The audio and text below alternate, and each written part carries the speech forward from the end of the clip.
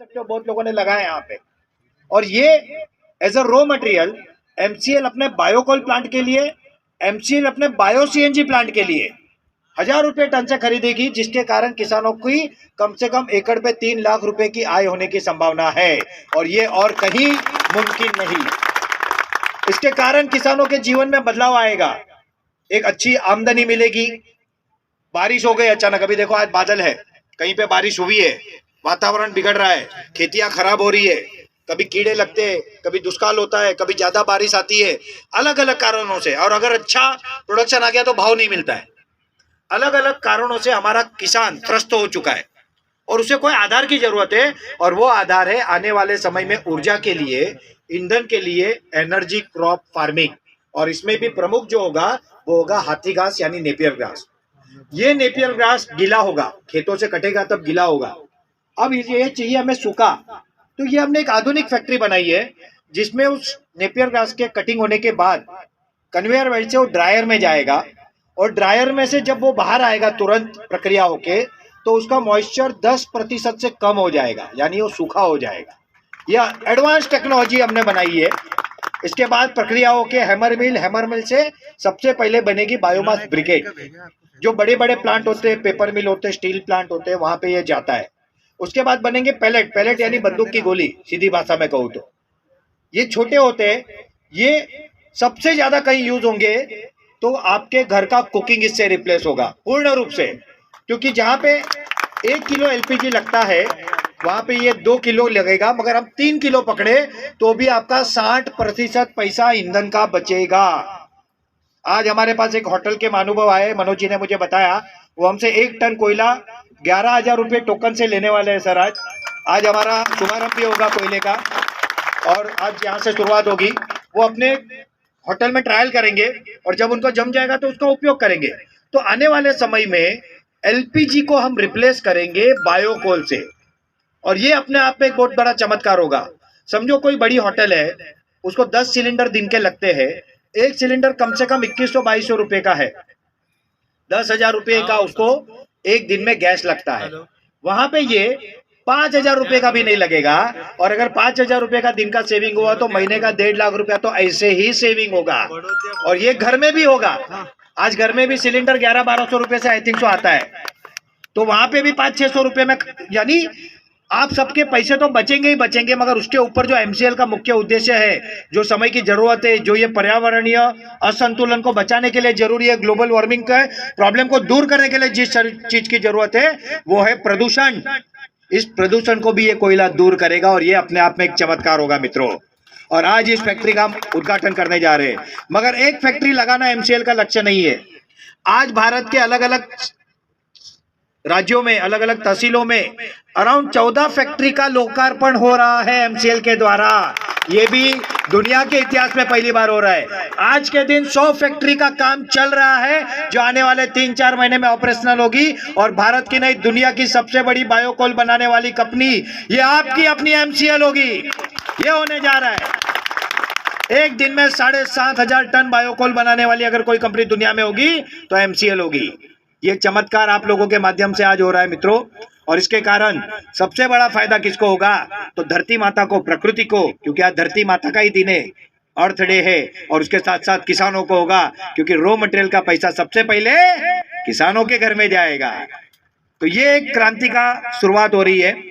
अगर मोहन भदौरिया तहसील की मैं बात करूं तो ये क्रांति की शुरुआत 16 अप्रैल 2020 को हुई थी, जो आज आप उसका फल देख रहे हो।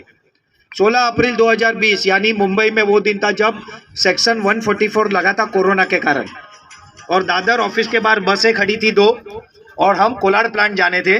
तभी पहली बार मनोज पाटीदार जी वहां आए थे, बराबर, और वो हमारे साथ प्लांट पे चले थे। 2 बसें थी, क्योंकि वो कोरोना का जो जस्ट शुरुआती थी, पता भी नहीं था कि क्या होगा, उसके कारण एक बस खाली हुई और एक बस में आधी भरी गई। उस आधी भरी बस में एक व्यक्ति थे मनोज पाटीदार जी। उन्होंने वो देखा, आके समझा। हमारी तभी छोटी सी ऑफिस थी, एमसीएल की 3-3 ऑफिस है दादर में बड़ी बड़ी, तभी एक छोटी सी ऑफिस से काम करते थे। और हमारे डॉक्टर शाम सर कभी दिखावे पे विश्वास नहीं करते, वो हमेशा कहते हैं कि हमको दिखने वाले लोग नहीं चाहिए, जिनको दूरदृष्टि है ना, वो लोग चाहिए, विजनरी लोग चाहिए। छत्रपति शिवाजी महाराज, झांसी की रानी, महाराणा प्रताप के वंशज चाहिए हमको, वो सोच वाले लोग चाहिए, सरदार वल्लभ भाई पटेल की सोच वाले लोग चाहिए। तो हम दिखावा नहीं करते थे, आज भी नहीं करते। बहुत बार मुझे लोग बोलते फैक्ट्री दिखाओ, हम बोलते नहीं दिखाते। वो बोलते हम नहीं करेंगे, मतलब आज ही जाओ, कल क्यों जाते हो। तो हमारी पॉलिसी स्ट्रेटेजी अलग है। तो तब उस ऑफिस में मनोज जी आए थे और सब होने के बाद मनोज जी बोला सर मैं जाता हूँ और ये मोहन भदौरिया मेरी तहसील है, मुझे ये करनी है। तो वो गए और 2 दिन बाद उन्होंने उनकी ज्वाइंट वेंचर फी ट्रांसफर की और आज आप लोग को ये जो एक गिफ्ट मिल रहा है उसके हकदार मनोज पाटीदार जी, उनके लिए जोरदार तालियां होनी चाहिए। मैं देख रहा हूँ उनकी आंखें नम हो रही है और होनी भी चाहिए, क्योंकि ये संघर्ष है। बहुत सारी पीड़ा उन्होंने देखी है इस संघर्ष में, बहुत अप डाउन देखे, बहुत अच्छे बुरे शब्द सुने हैं और तब जाके यहाँ पे पहुंचे, ऐसे ही नहीं पहुंचे। और उनके साथ साथ मेरी आंखें भी नम हो रही है, क्योंकि हमने भी वैसा ही संघर्ष किया है। तो मनोज पाटीदार जी के लिए फिर से एक बार जोरदार तालियां। और सिर्फ मनोज पाटीदार जी नहीं, उनके साथ उनकी टीम, उनसे कंधे से कंधा मिला के जो लोग चले, विशेष रूप से हमारे जोशी जी, क्योंकि मैं जब पहले 3 बार आया हूँ, हर बार जोशी जी मिले, उन्होंने मार्गदर्शन किया है, हर बार साथ में खड़े रहे। जोशी जी के लिए भी जोरदार तालियां। और उसी के साथ साथ जो टीम, मोहन भदौरिया की टीम, आसपास के लोग जिन्होंने इसको मूर्ति रूप देने के लिए, इसको साकार करने के लिए संघर्ष किया है। कितनों के तो नाम भी मुझे पता नहीं, चेहरे भी मुझे पता नहीं, मगर उनका भी यहाँ पे रोल है, उन्होंने भी अपना पसीना बहाया है। उन सबके लिए भी जोरदार तालियां। पहले लोग कहते थे सर आप बातें करते हो, फैक्ट्री कुछ लगाते नहीं, आप लगाने वाले हो भी नहीं। हम बोलते थे सही कह रहे हो आप, 2 साल बाद मिलना, बात करेंगे। मध्य प्रदेश के इन्वेस्टर समिट में हम 2 महीने पहले आए थे, 3 महीने हुए होंगे, ठीक, 3 महीने पहले आए होंगे। और तब मैं वहां पे एक इंटरव्यू दे रहा था चैनल को। इंटरव्यू में मेरे पीछे हमारे सारे एमपी ओनर खड़े थे और मैं वहां पे कह रहा था ये किसान के बेटे हैं और एमसीएल एकमात्र कंपनी है जो किसान के बेटों को उद्योजक बनाएगी। ये मैं तब कहता था 3 महीने पहले। मित्रों, आज वो दिन आ गया है कि एक किसान का बेटा, एक योगा टीचर आज एक उद्योजक बन चुका है, एक फैक्ट्री का मालिक बन चुका है। कल से लोग मनोज पाटीदार जी का जब नाम लेंगे तब ये कहेंगे कि वो एमकोल फैक्ट्री का मालिक ना, ये एमसीएल का अचीवमेंट है, ये डॉक्टर श्याम गोलब्तर का सपना था जो आज हकीकत हो रहा है और हमने ये करके दिखाया, इसका हमको गर्व है। मित्रों, एमसीएल कहता नहीं, एमसीएल करता है। मगर इतना बड़ा विषय है और धैर्य सबके पास होना जरूरी है, क्योंकि धैर्य से ही अच्छा फल मिलता है। यहाँ पे बहुत किसान है, जब आप लोग कोई बीज बोते हो तो क्या दूसरे दिन आप उसकी फसल ले लेते हो क्या? कम से कम 4 महीने 6 महीने जाते हैं ना। अरे तो एक फैक्ट्री लगाने को 2-3 साल नहीं जाएंगे? ये तो सामान्य सी बात थी, मगर कुछ लोगों ने नहीं समझा, कुछ लोगों ने लोगों को उकसाया और कुछ लोग बिक गए। हमारे देश का इतिहास है, भारत को हराना नामुमकिन था, नामुमकिन था। भारत सोने की चिड़िया कहा जाता था, क्योंकि हम यहाँ से अनाज और मसाले ले जाते थे और जहाज भर के सोना ले आते थे, और उस सोने के कारण हम सोने के चिड़िया थे, जिसे लूटने के लिए विदेशी आक्रमण हुए।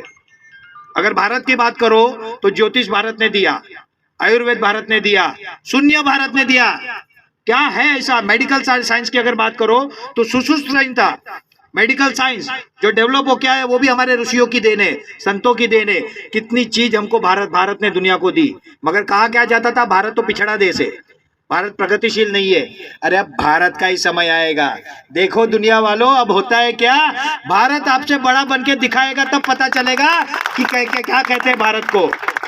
अब भारत का समय, आने वाली सदी नहीं, आने वाला पूरा इतिहास भारत का इतिहास है, और इसके लिए लोगों को जागरूक होकर काम करने की जरूरत है।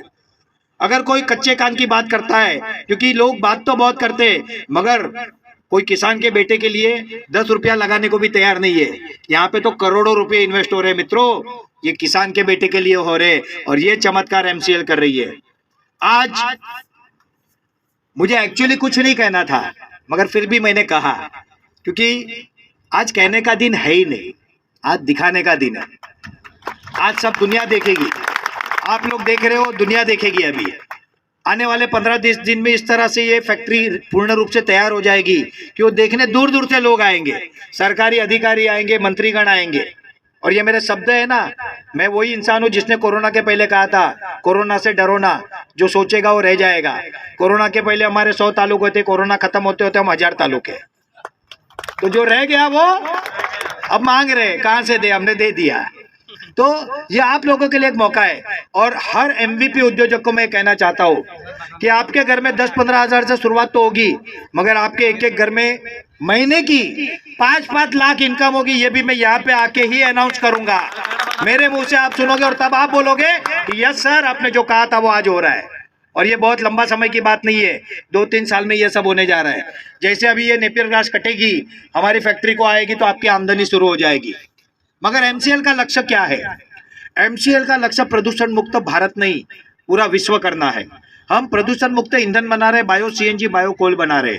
उसके साथ साथ हम एक काम कर रहे हैं, वो है ऑर्गेनिक खेती। मित्रों, आज जाने अनजाने में हम केमिकल खा रहे और खिला रहे, पैसे देके जहर ले रहे, और किसान को पता है मगर मजबूरी होने के कारण वो भी उसी पे चल रहे।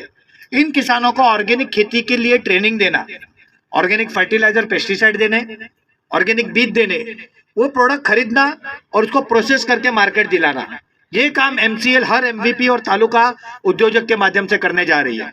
इसमें हमारे चैनल पार्टनरों का भी बहुत महत्वपूर्ण रोल है और उनकी भी जगह और उनका भी ध्यान इसमें रखा गया है। मित्रों, यहाँ पे बहुत सारे लोग बैठे हैं, पीछे मेरी माता बहनें बैठी है, महिलाएं बैठी है।